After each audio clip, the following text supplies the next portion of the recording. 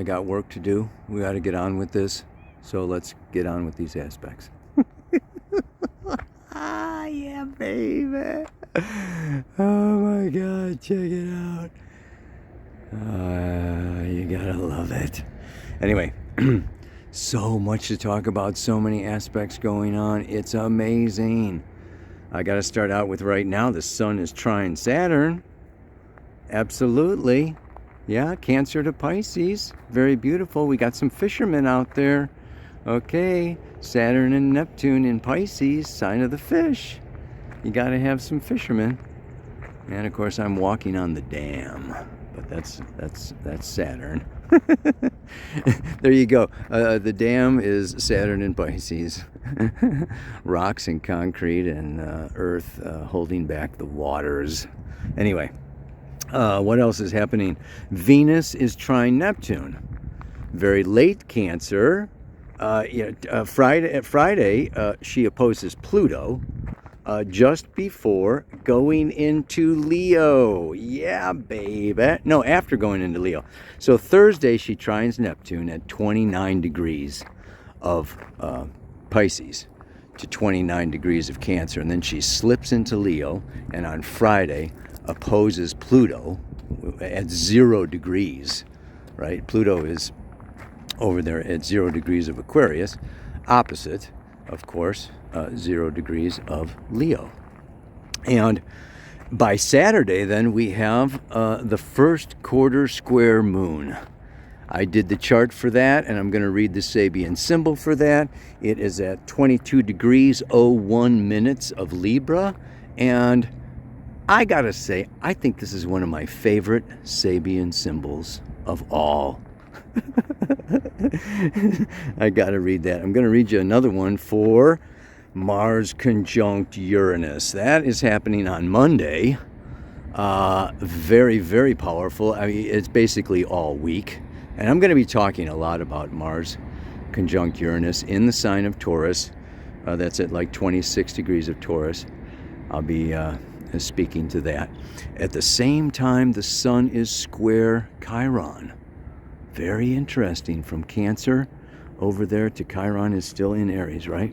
So, yes, very, very, very interesting dynamic that's happening on the same day as Mercury in conjunct Saturn. Maybe some uncomfortable conversations in order to liberate ourselves. But anyway, we'll get to that when I look at the camera. Moon moves into, like I say, Libra on Thursday. Squares the sun on Saturday, then goes into Scorpio on Sunday.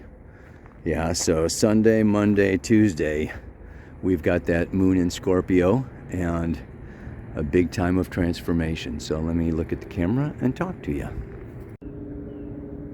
Okay, whatever. Yes, that is the freeway in the background. And I hate to say this is not a natural pond. I think that they took this pond is the result of highway construction. Hope you can hear me with that background noise, but what I love is just the mirror reflection of those beautiful trees in the water. Do you see that?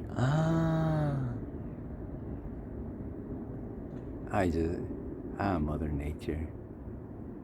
Just gorgeous. Okay. These paleo reports are turning into podcasts, man. I remember when I started doing these things, they were like 15, 20 minutes long. And now I'm just going on and on and on. But, you know, I haven't gotten too many bad comments that they're too long. I get more comments that it's okay. So I'm going to read to you again today. We have a little reading session. I'm going to read 2 different Sabian symbols, okay? The Mars-Uranus conjunction, I think, is very important. And the moon square the sun, my favorite Sabian symbol. And I have another special treat that I will surprise you with. Okay, where to begin? Well, let's look at today and tomorrow. First of all, we'll just kind of do this in, what do they call that? Chronological order. The sun trine Saturn. Yeah, this is a serious paleo report. The moon is in Virgo. Okay, this is grounded, earth, practical. Let's look at the realities. And the realities are not really pretty. Yeah, things are dissolving, things are falling apart, whether you call it the patriarchy, the economy, our understanding of relationships, whatever you want to call it. Things are definitely dissolving right beneath our feet. Pisces rules our feet. And Neptune rules dissolution, dissolving. Okay, so yeah, I mean, that's happening. But the trine, the sun trine Saturn, this is very beautiful. This is water to water. I do call Pisces ether, but still, there is this trine 120 degree energy, okay, that is an easy flowing, supportive, so stabilizing.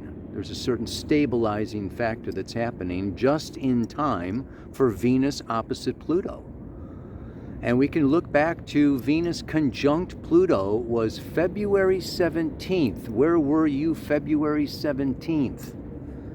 Remember that. Check that out. That is a seed was sown at 0 degrees of Aquarius. Very beginning of a new paradigm. Okay, a revolutionary change that requires non-attachment. Yes, a certain moving on energy happening at that particular time and opening up, okay, exploration into the unknown. And yeah, that can be scary, like the Starship Enterprise, boldly going. But now comes the opposition. Now comes, okay, taking that seed that was sown and bringing it forward, bringing it out, bringing it into the open, stepping things out. So we'll, and of course, Venus going into Leo. Leo is all about the stage, drama, self-expression. That is what the mantra is about today, right? This is a new sense, a new self-expression. And I say new because Mars conjunct Uranus, the big heavy hitter. Now, Mars goes around every 2 years, and in that 2-year period, Uranus has moved on a little bit. So we can look back to over 2 years ago, that Mars last conjuncted Uranus. It was in the sign of Taurus. I don't have the exact dates for you, but you'll have to, maybe I'll put it in the notes below the video. I'll look that up when I go home, my friend's house. Anyway, what we want to be looking at here is, Uranus is in Taurus for 7 years, and I've spoken about it before. Obviously, I'll probably speak about it again, but it's not a real compatible energy. Uranus is extraterrestrial intelligence, science, the future, technology, artificial intelligence, everything electronic, everything, lightning bolts. And when it comes to consciousness, I associate it with the third eye, with liberation and enlightenment. We have these aha moments of, oh, of course, it all falls together. It all makes sense. This is a Uranian moment.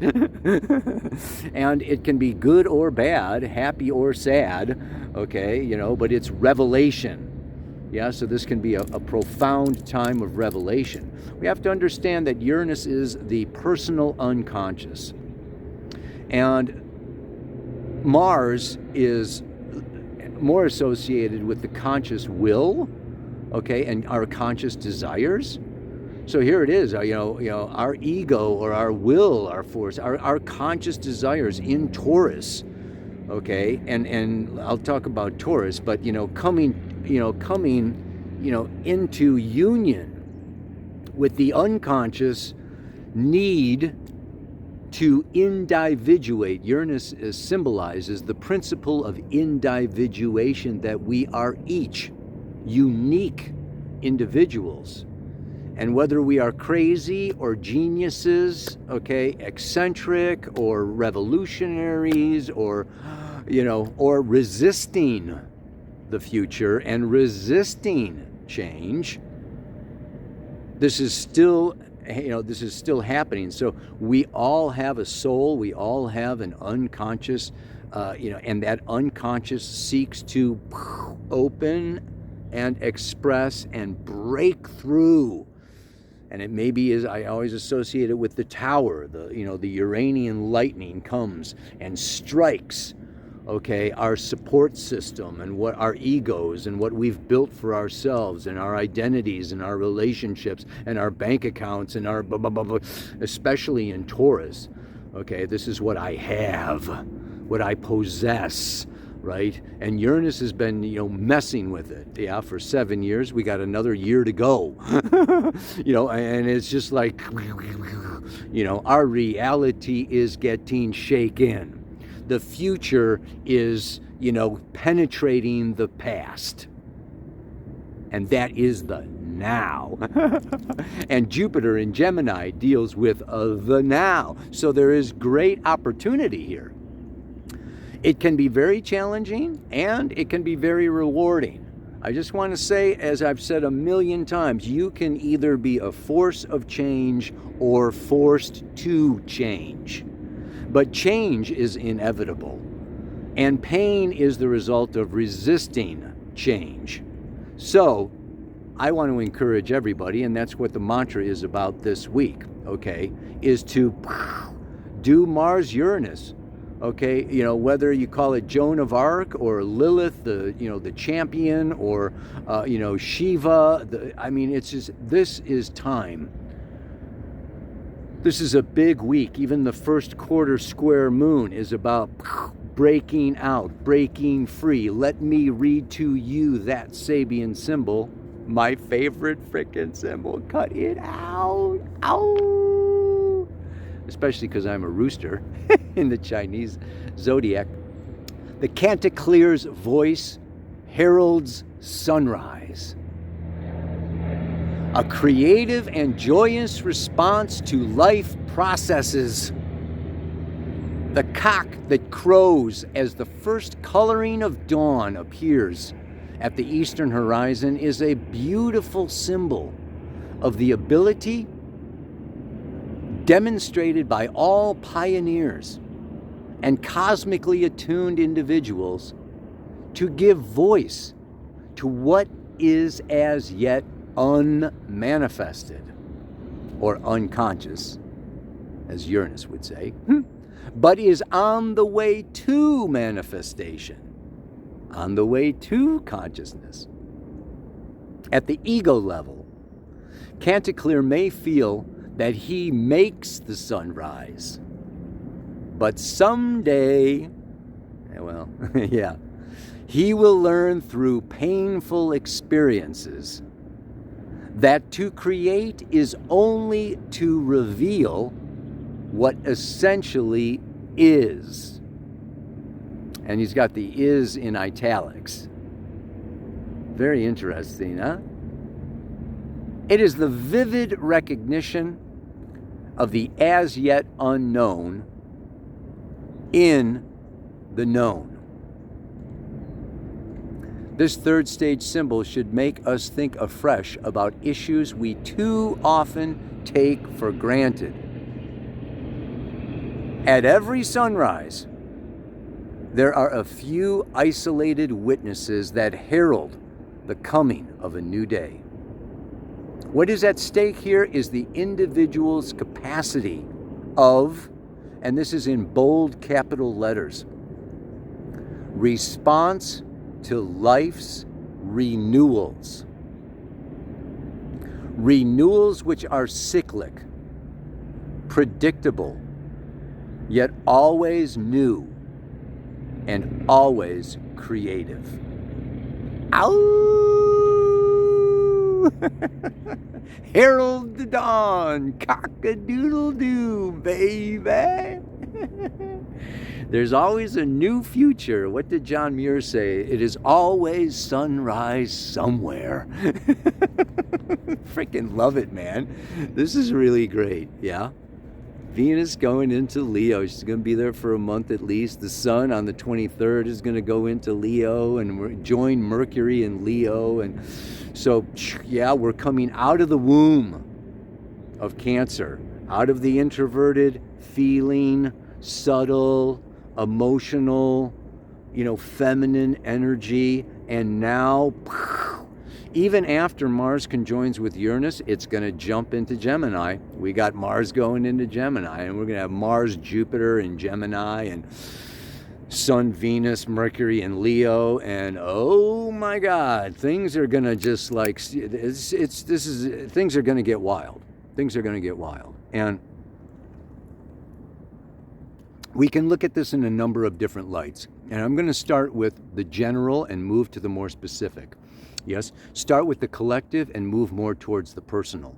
On a collective level, Mars is war, anger, hostility, aggression, assertion, you name it. But it is about, it's this masculine phallus energy that wants to penetrate. It's hard, it's tough. And in unmovable Taurus, it's like a tank or a Mack truck, okay? It's like a bulldozer. Think of a bulldozer. That's Mars in Taurus.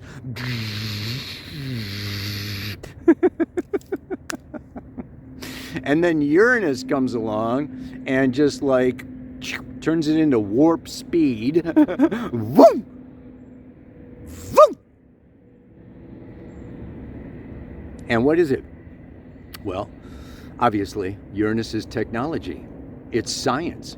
We're talking cryptocurrency. We're talking, the banking system is Taurus. BRICS happening, alternative currencies happening. We're talking unstable. Uranus destabilizes. Taurus is the whole financial system. So there's a big shakeup here, okay? That's happening and has been happening. But Mars is going to like bring it into focus, okay? Mars is very, like let's boom, put this right in front of your face, right under your nose. So anything can really be happening. It may be new discoveries on a positive note, okay? There can be major breakthroughs here, okay? But that breakthrough may also require a breakdown.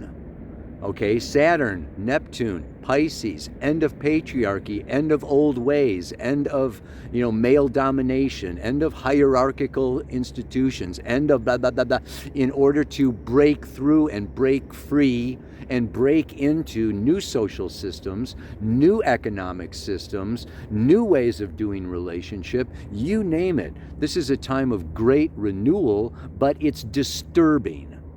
This is the downside. The downside is that, Uranus rules in astrology sudden, unpredictable events. As such, it is the ruler of trauma. So it can be shocking surprises, like, aha, okay, this doesn't work anymore.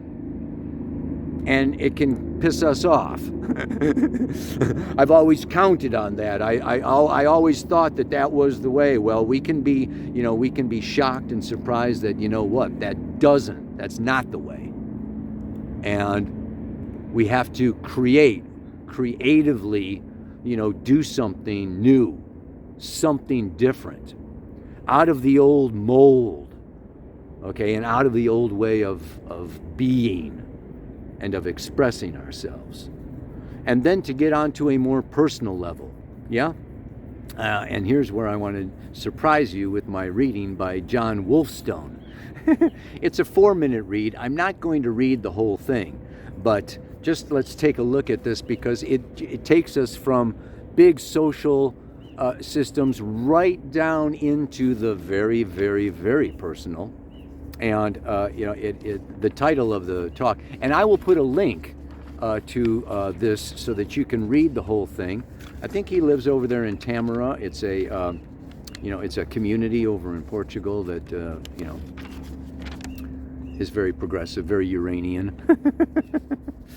But the seeds of patriarchy were, so this is why loving many is a political revolution. Is the name of this. And I'll just read a couple paragraphs. The seeds of patriarchy were cast in a story of separation. Remember, the ego lives in separation. The spirit lives in union. Whereas separate beings, the way to security was to dominate and control all else. Nature, others, the erotic, women, just to name a few. This has been going on for 6,500 years or more. And this story of separation is most rooted in our rarely questioned dominant culture mythos of how we love as human beings. In love, we are taught to lay claim to another, separate self, propelled by our false thinking that only if we could secure this other separate self, we could heal our own separation. Cue cheesy Valentine's Day epitaphs. With over 50% of marriages ending in divorce and a burgeoning culture of social isolation, see trends on mass shootings and suicide, it's clear that finding the one doesn't work as a basis for social organization. And it doesn't work because finding the one at its deepest level is a trauma response to the loss of village, tribe, community, which was the original and archetypal cross-cultural social structure in which humans evolved prior to patriarchy. In village, we lived our interconnection and our interdependence. It was the appropriate vessel for our love longings and the healthier container for family.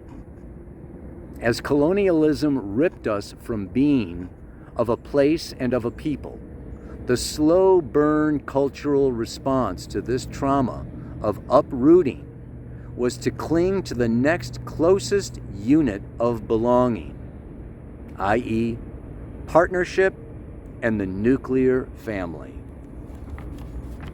Yeah, and yeah, we got the freeway on one side.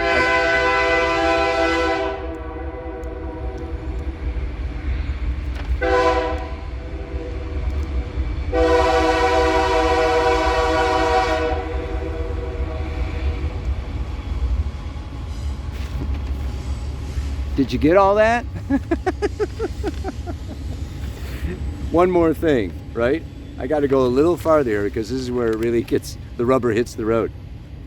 The nuclear family usually begins with marriage, the monogamous commitment of sexual fidelity to one partner, out of which we attain enough perceived security to bring new life into this world. By tying the knot, however, we actually entangle ourselves in a ownership model of love and family. That at its root, like all ownership economics, creates scarcity in love and belonging. And this scarcity is the basis for the capitalistic system, which is an entire socio-economic model designed to momentarily assuage our feelings of wrongness and despair from colonization through the endless consumption of goods and experience. And the more addicted we are, and the more we are numbed, the higher the gross domestic product, and voila, we have progress. John's awesome, man. And he goes on. And he actually is a film guy. And I watched the film, The Village of Lovers or whatever. It's actual website. It's the whole Tomorrow community thing. But I want to, today Venus opposite Pluto. Let's go into the taboo. Okay, polyamory is a taboo. It's like, oh, let's not talk about that. That's like, whoa. So, I want to, just experience. I want to explore. Okay, just a little bit. I'm really getting into now also Jamie Wheel, recapture the rapture, evolutionary biology. Talk about Uranus in Taurus. Okay, Uranus wants to bring in the future. Okay, and Taurus is procreation. Taurus is the survival of the species. Taurus is physical sexuality. And Mars moving through Taurus is horny. Mars moving through Taurus is a constant sexual energy and drive and passion. And now Venus is going to move into Leo. It's like it's time to dance, play, and make love. This is a, and okay, of course, I'll rattle people's cages or whatever, feel free to comment below on all of this, but yeah, it is a time to really look at our relationships, really look at how we express ourselves, really look, this is also what's happening on the same day. Sun square Chiron, healing the wounded masculine, which we all have. This need for self-expression, this need for, the pursuit of happiness, a fundamental right in the United States Constitution. This is blowing up. It's time to blow things up. And it's not about blowing up the external, like separate, like that's not me, right? And I'm going to blow that up because I don't like that, or I'm going to judge that and criticize that because that's the problem, or you're the problem, or they are the problem. We're still down here, okay, between Aries and Virgo. Boom, most of the planets, okay, are happening right now. Sun in Cancer, Venus, Mercury, Cancer, Leo, Jupiter in Gemini, Mars, Uranus in Taurus. This is the inner self. Yeah, we don't change the world, we change ourselves. We change our perception, we change our priorities, we change our values, we change our beliefs. Jupiter is our beliefs going through Gemini. Mutable. Mutate our beliefs. And how do you do that? You unplug from one belief and you plug into another belief. And Mars Uranus is sudden, radical. That's why Uranus is associated with trauma. Sudden, unpredictable, radical, extreme experiences. That's what Uranus does. That's what Uranus brings. It's like, so it's very interesting now. And what is the other thing today? The moon in Virgo, I think tomorrow maybe it comes into this opposition with Neptune in Pisces.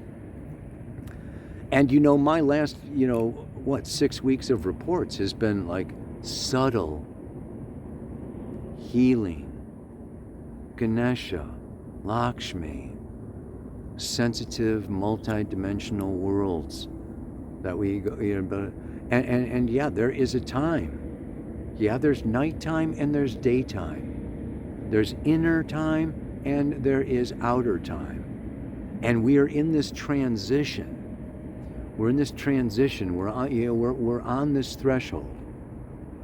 And you can say that it's this week, okay, with the first quarter square moon breaking out, breaking free, Venus breaking into Leo, Mars breaking, into, Uranus, but we can look at it at the big. We're breaking into the age of Aquarius. It's a 2,000 year, age. Okay, and we're breaking out of patriarchy, 6,500 years, and then we're breaking out, from Kali Yuga into Dwapara, whatever. there, the circles and circles and circles get bigger and bigger and bigger, but they begin right inside in this moment, in this frickin' moment. Now, I want to read to you the symbol of the Sabian symbol for Mars conjunct Uranus, because I have a problem with it. I'm going to get a little radical here myself. It's the 27th degree of Taurus, right? Because it happens at 26 degrees some minutes, which is the actual 27th degree of Taurus. An old Indian woman selling the artifacts of her tribe to passers-by. We here see the quiet and smiling face of an old Indian woman offering for sale the traditional products of her tribal culture. She too is functioning within the culture that has been sustaining activity through a long life, bringing to her personal peace and inner contentment. In old age, the power of the collectivity once more reasserts itself, overcoming the perhaps wearying effort we make to assert our uniqueness and individual character.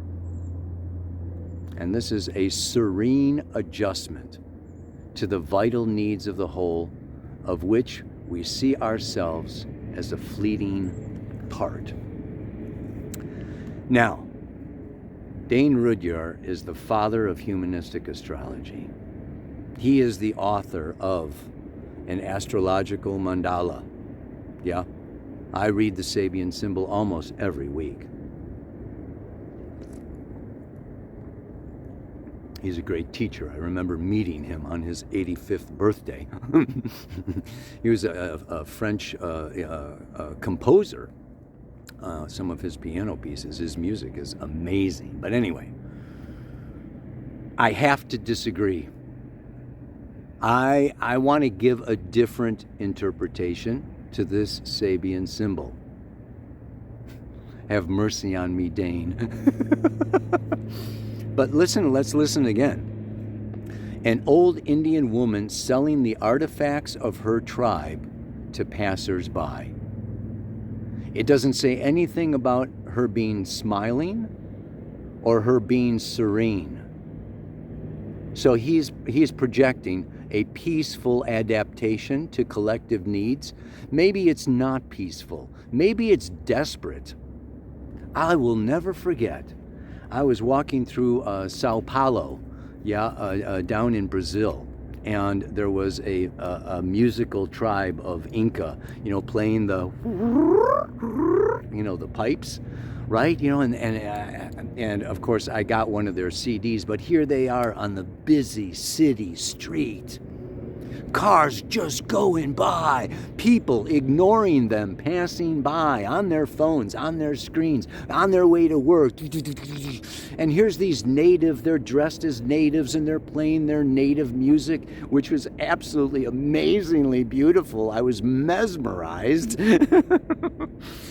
But I was also heartstruck. I mean, I was, seriously disturbed, actually, right? Just by the jungle, the matriarchal times, the living in harmony with nature, living in a village, the whole Inca, and how, the Incas and the Aztecs and the Mayans and the, indigenous native, Americans. I mean, so many all over the world, whether it's, Indonesia or, India or China or where, I mean, it's just Tibet. The native peoples have just been run over with this dominant culture. And I've been talking about, NVC, is about bringing in, going from dominant culture to relationship-based culture. Not matriarchal, not patriarchal, but relationship. Yeah, both. Not either or, both. So we can also look at this, woman selling the artifacts. These could be old, ancient, sacred items to her tribe that were once consecrated and were a symbol of, our union with all of nature and all that is or whatever. And she's selling them on the street to passers-by like trinkets. Ooh. This can be Saturn, Neptune, and Pisces, the end of an old way, and it can be very sad. There's a lot of grief living in the collective unconscious of Pisces.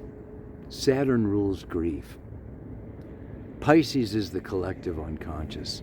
Pisces is union, spirit, love. All that is with no boundaries, no time and space, no separation. And Saturn rules separation. This is like Moses parting the Red Sea, taking what is one and belongs all together and then, separating it so that, we pass through like this eye of a needle. So we're crossing a threshold. And that threshold is a birthing of consciousness. We were unconscious of our connection to all that is, more in an egoless, innocent, naive state. So we had to go through thousands of years of patriarchy to build an ego, to individualize, to really, gain a sense of self, only to give that self up and return again, only with consciousness, not naivety and innocence, but to willingly and out of free will. Mars, Uranus, free will. Uranus is free, Mars is will. This is a time to freely choose union, oneness, beauty. And this comes through us as channels with Venus in Leo, Mercury in Leo, Sun in Cancer. We are the vessels of the future. We bring in this future collective through our expression, through our creations, art, music, dance, poetry, children, you name it. Yeah? This is just like, so this is like, it's wild. I encourage you to, this is a time of rewilding. Yeah, baby. Oh my word. And so let me look at the oh yeah, well there was one more thing. How much time is it? So I thought of this, it's obviously this Sabian symbol, and I thought, you know what? I could come up with my own freaking symbols. And particularly I thought of 12 of them, because the threshold, like Cancer to Leo, all right, each cusp going from one sign to the next sign is a threshold, right? It's a change. It's a shift from masculine, feminine, inhale, exhale, fire, earth, air, water. I mean, there's basically 12 thresholds. And I was just kind of musing on them, and you can make your own. But some of them I'm thinking like, from Pisces to Aries would be like sunrise, the beginning of a new day. Aries to Taurus, the mouth of a cave. That we go into the cave, we go into the earth, and what is gold, silver, diamonds, what's down in this earth, right? The impulse or the light goes down into the earth. Aries, fire. Taurus, earth. And then what? Taurus to Gemini? Taurus to Gemini, is, again, we're coming out of the earth, into the air. So this is more like, volcano energy, right? Like boom, you know, the earth is, you know, speaking out to us, you know, a symbol for that. And then I'm thinking of like Gemini into Cancer. It's like a bumblebee or a hummingbird, right? You know, the airy signs, you know, coming down into the nectar, pollinating the flowers. A bumblebee on a flower, okay, is that kind of, right? You know, Gemini into Cancer. Cancer into Leo. I mean, it's got to be like a woman giving birth, right? It's the vagina. It's this opening of, okay, coming out of, you know, the Cancerian womb into the light and the fire of the day. And then you can kind of think of like Leo into Virgo. Almost like an apple, fully grown, beautiful, ripe, shiny, gorgeous, delicious, boom, drops and falls to the ground to, you just let the seeds come out. It's, you know, it's humbling. It falls, it drops in order to seed the next cycle or whatever, right? Yeah? What else, you know, like, what can we say? You know, Virgo into Libra could be like a marriage. You know, it's a union. You know, we're coming up, we're coming out. You know, it's this merging, uniting. Libra into Scorpio would be intercourse. Okay. Another thing for intercourse could also be like a tornado. Like, you know, the dark cloud of Scorpio whoosh, comes down and touches the earth. Boom. And really like creates wildness, right? Or the orgasm. And of course, I've always said, you know, Scorpio going into Sag is like the phoenix rising from the ashes, right? You know, from the dark underworld of Scorpio into the fire of Sagittarius and the expansiveness. And then we move from the natural laws, you know, of Sagittarius into Capricorn. This is like the judge or the emperor. In the Tarot, the Empress card. Yeah. Boom.